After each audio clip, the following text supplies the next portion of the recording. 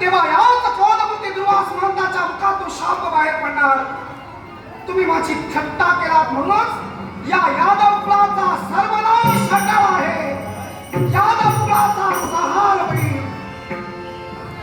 दादा,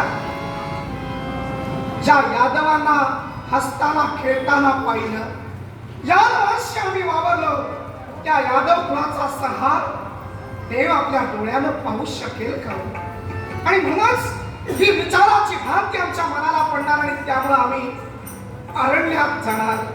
आणि अरण्यात याच विचारानं एका खडकावर आम्ही बसलेलो असणार. त्यावेळी एका वृक्षाच्या आड राहून एक शिकारी, ज्याचं नाव जरा असेल, तो जरा नावाचा पापी, जरा नावाचा व्याप आपल्या धनुष्याला टणकार देईल.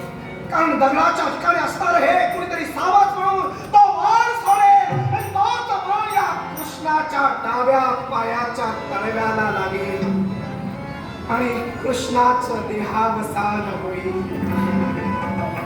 कृष्णाच्या चिताचा अंतिम मोक्ष उद्भवेल. दादा, ज्याला आरंभ आहे त्याला शेवट हा ठरलेला आहे. उदय आहे त्याला अस्त आहे.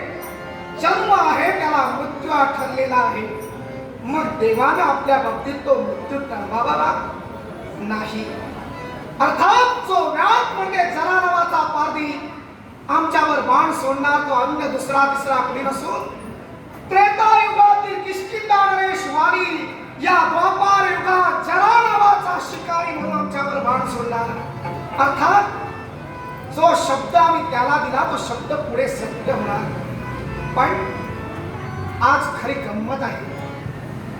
क्रोधमूर्ती दुर्वास महंताने उष्टी खीर आम्हाला दिली. पण देवा, हा तीच